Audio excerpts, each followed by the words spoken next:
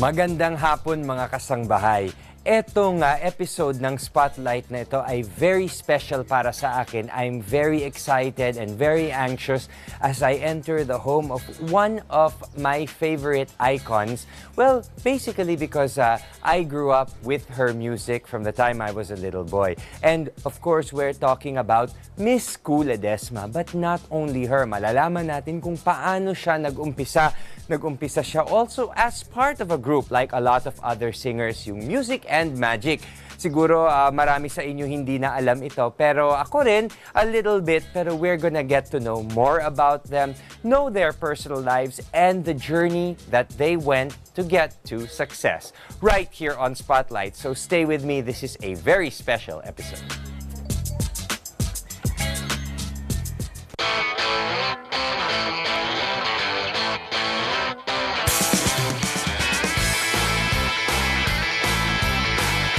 I'm Reggie Tongol, a lawyer by profession, TV host by advocacy. I'm William Theo. I am a journalist, a commercial model, and also a realtor.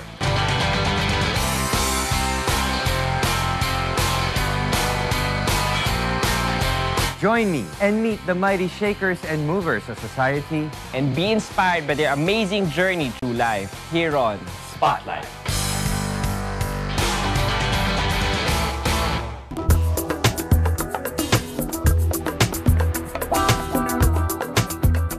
Remember you, all of you in different ways when I was younger. For all of our kasambahays, can you let us know about how Music and Magic started?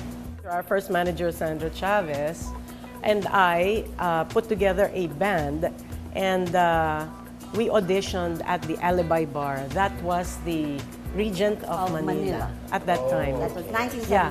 When we auditioned, the F&B manager of Alibi Bar said, "Oh, you're good, but we want a show band." So we had to look for 3 girls.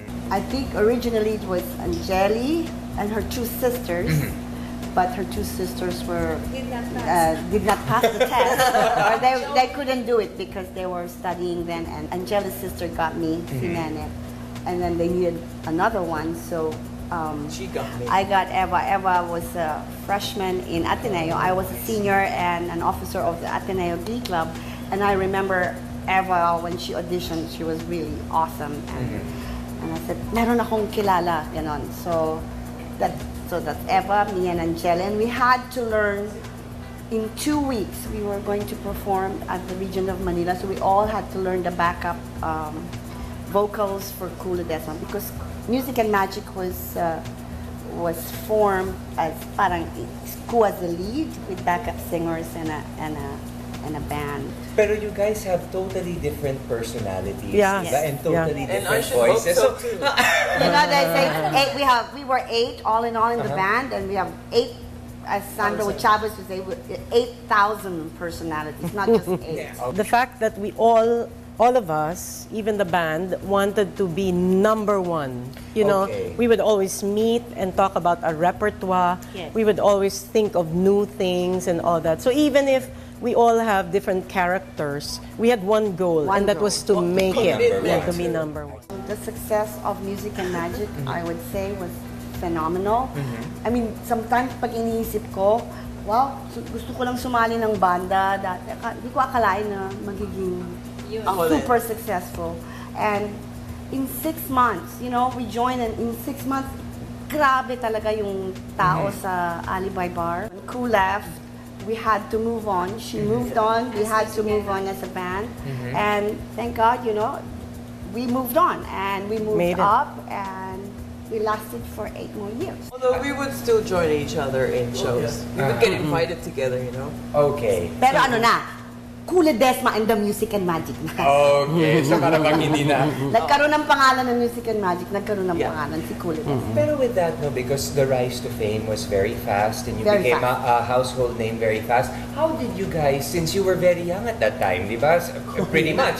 How Yeah. did you guys para bang cope? Yeah, that's... I was freshman in Ateneo, and I have to tell you, we were sleeping in class, so I couldn't keep it. I had to give it up. So that's one. You had to make a choice. Are you going this way? Are you going this way? And since at that time we were blessed to have earned, we were earning really well, almost like junior doctors, you know. You're right. We were just backup singers. And so I decided, okay, I'll go for it. And here I am now. You know, my life changed enormously. At that time, I was in med school. Angeli was on leave. They were booked for a Singapore stint, which was supposed to be just for 2 weeks.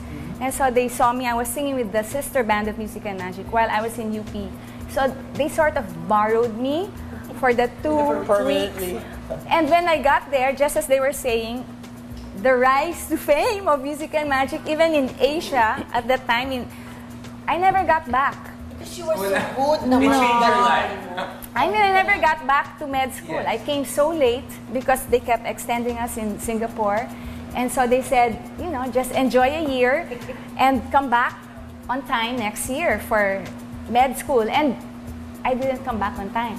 If I may add to that also, another side to it is, of course, with the sweet separation with Kuh, we kind of reinvented ourselves. And of course, with the help of a lot of creative people, I think that's part of the secret also.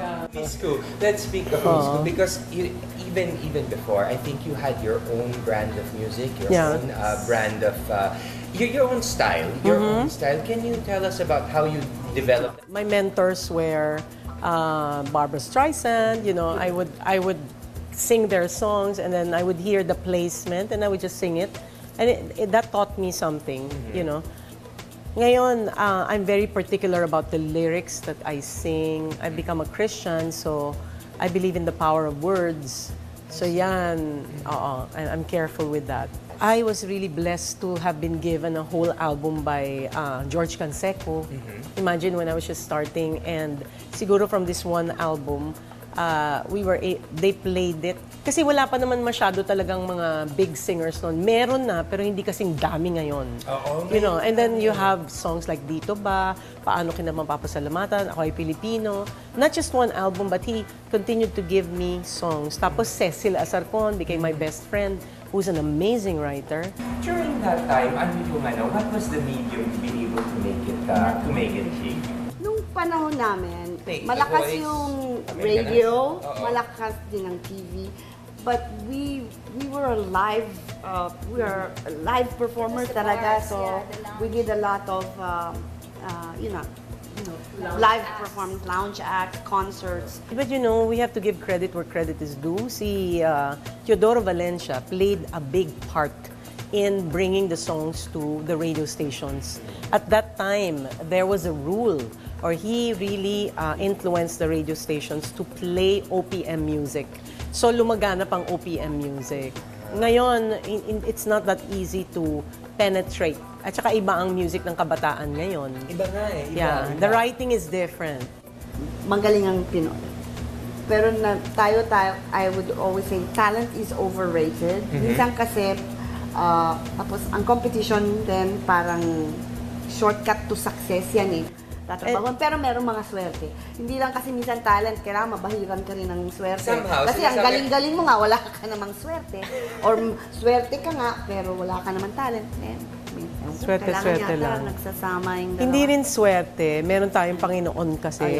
That is in control. Yes. The character of God is, the character of God is sovereign, in control. So there are many singers who make it, you know, who have a lot of great talent, pero ang Diyos yung nag-orchestrate kung ano yung pintong bubukas for that person, di ba? Okay. Right time.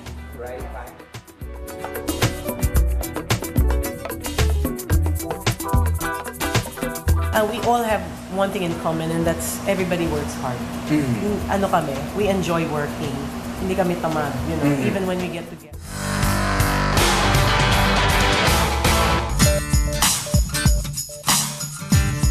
Okay, after getting to know more of you guys and each individual personalities, medyo alam ko na yata a little bit in a nutshell.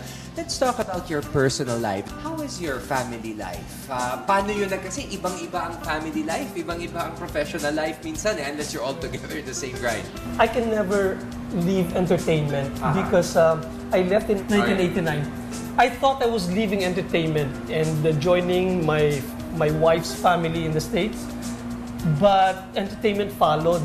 So we would hear of traveling artists, Sharon, Leia, even Kuh, Gary, and I would find myself still getting involved in the production in the States until we set up, me and my wife set up a production company, entertainment company, and we would manage events. We have two wonderful boys who are both into theater, music, and entertainment also. Not of our pushing, but with our guidance. Okay. Ganun. So, I've lived there for 25 years now. Wow. And still enjoying the talent that God gave me and sharing it with other talents. So, I can say I'm blessed. Of course, our dentist. I didn't finish med school, but I think God directed me to another direction, where I am so fulfilled. I'm a dentist now. I practice in St. Luke's full-time. But because of this calling, this string that pulls you back to singing, apart from me, I'm easy kasi, I'm cheap lang. When they say, "Uy, reunion tayo," okay, I'm like the easiest to call. But on the side, I'm with a band that's made of professional dentists and doctors, and we play at Strumps every Monday. Just because we don't want to be limited to our clinics all day, all week, 8 to 5. And the name of the band is 8-Track. We're at Strumps every Monday. So that's the half side of my wholeness. And that one keeps you alive, diba? I've been with them for more than 10 years. But we're all like, one is chairman of the board of dentistry. You know, we're like all... Bigatin sila. We're all serious. All professionals. In our profession as dentists. So, Nona is a businessman. Club ang kanilang And I have playground. 3 kids. And they all Yes, sing. talk And about they're the in kids. theater as well. Yeah. So would you say it's genetic, you think, somehow? Oh yeah. I think so. Plus the exposure. Maybe during the time we were all pregnant, we're just like singing our way here and there, you know. So maybe imbibing all the music that they hear. So it's good. It's a good. Me, I don't really sing like on a normal basis, but I do when we get together. Fidget and I in LA or in California, generally speaking, we get together for like shows. The last one we did was with Joey Albert and Nonoy Zuniga. So nag-Earth, Wind and Fire kami doon. Sarap. It's a different high, no? It's a different high when you get together and do it again. Especially that I have 4 children. And of course, I have emptiness now ngayon. But when you have kids forever. Until the day you die. That's true. So, that's my outlet lang. What do they do? Eva's kids are gorgeous. Ganda niya. My kids are, you were asking us if it's a dominant gene. Yes, it is. Because my ex-husband cannot carry a tune. Really? Parang ako? Talaga, oo. Hindi talaga. Then you know it's all from you. Exactly. All 4 can sing. Oh yeah, dalawa doon, perfect pitch. When I left in 1990, I didn't just live, I didn't go straight to the United States. I lived in the UK for 6 years and 10 years in Dubai, being full-time mother. Miss Fe, kayo naman. I went solo 1987, and then in 1993 I moved to America. I left, because it was parang you choose career or family. 93 I moved to the States and I got married there, and I have 2 daughters. My husband has two daughters from his previous marriage, so 4 girls, And Cristela is a chef. Andrea, she lives here she grew up with her biological mom. My daughter Julia is 3rd year in college, And she dances ballet, she plays the guitar, the piano, she sings. And my youngest is 16. She's in junior high school na siya. And she also sings, dances, she plays piano, flute. So, hindi ko rin sila pinili. Talaga? Ano yan? Siguro nga din, exposure, as what Vicky said. Pero gusto nila no? Talagang, and musical naman yung family namin. My husband, Luan, can sing, but I'm married to Mario Mendoza and we have our own business. I raise my children hands-on, wala akong babysitter. Pero, nagkakarnabal pa rin, minsan-minsan, rumarakit. But so I never, you know what, I never stop. Maybe I had my lean months or lean years when I was really like, I was really taking care of my kids. But ngayon malalaki na rin sila, ano pa rin ang mami nila, showgirl pa rin. So I never stop, I never left show business. It's my life, I love it, and I will continue doing it and share my talent to the world. Binigay ito sa akin ng Diyos, kailangan ko i-share. I have one who's a fireball. She seems like I have 100. It says she wants to do everything. At one time. She's very energetic. That's Isabella. But we both became Christians when she was 14. And we did, we're now very dedicated to the Lord. All these things that we have, the music and everything comes really far second to our devotion to our Lord. So, para sa amin, icing on the cake lang ito. Ang real meat of our life is really our dedication to God. So, there are many challenges between, especially, iisa lang yung anak mo. I wish I had 4, But Isabella sings really well. Mas mataas pang ang boses niyan sa akin tsaka mas malakas. She's actually also an amazing painter. Actually, when she was a young girl, like siguro 8, 9, nakita ko na meron na siyang galing sa pagpinta. I went to nursing school and then I did really well singing. So nakalimutan ko na yung painting. But 3 years ago, I started praying because I still have another talent. Sabi ko kay Lord, kailangan pala gamitin lahat ng talents. May any influences in painting? I really get my inspiration from the Bible. It's all about music, worshiping God. That's why I do instruments. And also mga wild, yung mga talahib. Yeah. So I call them Matthew's lilies. I'm enjoying my life so much because when it's time to sing, I can sing. When I can paint, I can paint. Lahat kayo ang gaganda ng buhay. And yung para bang, I mean, of course, you have your ups and downs, pero ang importante doon is yung at the end of the road. It's wonderful. We all have one thing in common, and that's everybody works hard. We enjoy working. Hindi kami tamads. It's very rare to see artists now that practice as much as these guys do.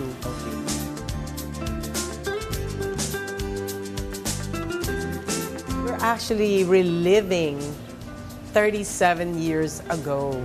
So we're singing all our, yung pinaka-popular songs sa Alibi Bar. Even in and out my life, in and out my life, come and you go. You come and you go. Living just your picture behind. Picture behind. And I think this is the question that, for me, is very important. Because before, when you were together, you just had yourselves, no significant others, no family, just your work and yourself and your friendships to worry about. But now that there are many other people involved, wives, husbands, children, and now you guys are together again on one sofa. Para sa akin, this is nostalgia. It's like nothing changed, especially when we're singing our songs like Sugar Pie, Honey Bunch, yung mga Sweet Inspiration, yung mga ganyan. It's like it was before, Of course, all of us have children already and our own families and whatever. But para sa akin, I enjoy it very much. You know, it's not easy to bring everybody together, but the mere fact that we're all here, I'm just enjoying myself a lot. And you must feel 16. You guys must feel 16 You again. know, you're right there. You must. Kasi look at them. They're acting like we're in school. No, like sometimes we're rehearsing and then nakalimutan namin choreography, of course, Alzheimer's or whatever. No, God forbid. No, thank you. But, dadating na lang yung, it used to be done this way. Oh, yeah! That's all our eyes will light up. Yes! And then suddenly you feel 24. And then after our Hindi na show 16 in na, October, 24 na. a couple of people or a few people told me, you know what? You really took me to my younger days. You know how that feels? Yeah. That's cool.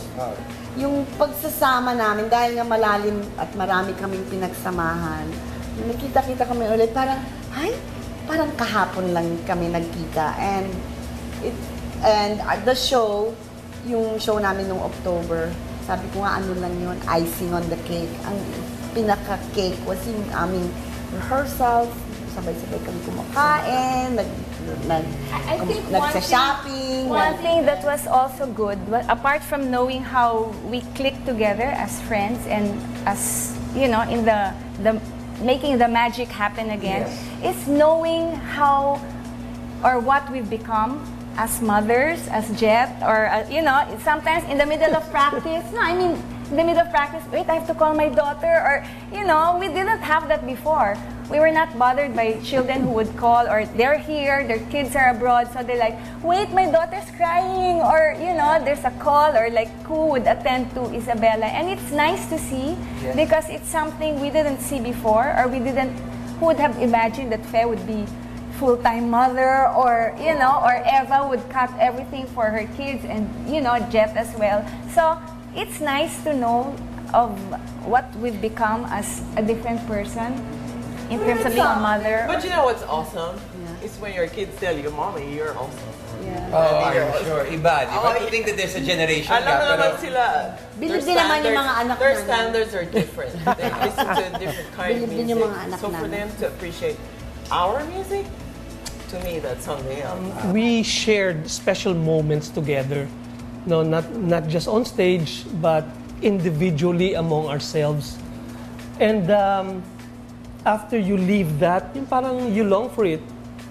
And this is like a special moment again. Yung parang, wow, you know, the first thing you remember are the things you did before. Nung nakita ko talaga the music is there, but the magic is amazing. Good. The magic At is yan ang amazing. title ng aming show sa March 7. Ayan, The March 7, music malapit na. of The Heart and the Magic of Love. We're talking about history here. So when it starts, we're talking about 1979, and then it goes to some of the songs. We're actually reliving 37 years ago. So we're singing all our, you know, yung pinaka-popular songs sa Alibi Bar. A short message from each and every one of you, especially to the people who want to make it big, who want to be like you guys. Yung sinabi niyo, yung determination, the passion, I think that's very important. Being together with one another here is one half of the whole reunion concept or the thought. But the real reunion is sharing it with you, with the people that were there from the very beginning. If we can make this one night to be together again, I think that would be magical. Okay, we hope you make it special for us and also for you. So get your loved ones, date your honeys, and your children. It's a show for all ages. Right. I'm sure they'll enjoy. Please come March 7, Saturday at 8:30 at the Soler Theater. Don't miss it. If you know what you want to be in this business, know that you want to be in this business. And then be in the right company, get your knowledge together, get your skills going. But if you don't want to be in the business, then you don't want to be in the business. Go for, you know, where you're going to be good at. Okay, we're inviting everybody on March 7. March 7, 8:30 p.m. The Music of the Heart and the Magic of Love, featuring, of course, starring Kuh Ledesma and the Music and Magic. Papaligayahin po namin kayo. Papaligayahin po kayo. Patatawanin po kayo. At sana manood kayo. Well, we just want to thank everybody who came to our October 3 and also the Valentine's show. We are hoping that you can come again because we don't know when we're going to come together. Hopefully sooner than what we expect. But we promise an amazing show, and it's going to be a fun show, especially nandito to. So that's Soler, March 7, 8:30 p.m. with my daughter Isabella and Jack Salud.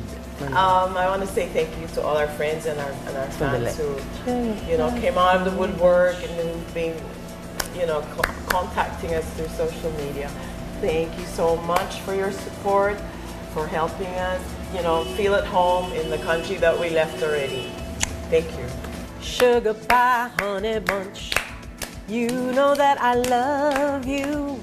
Love you. I can't help myself. I can't help myself. I love you and nobody else. In and out my life. In and out my life. Come and you go. You come and you go. Living just your picture behind. Picture behind. And I've kissed it 1,000 times. Okay.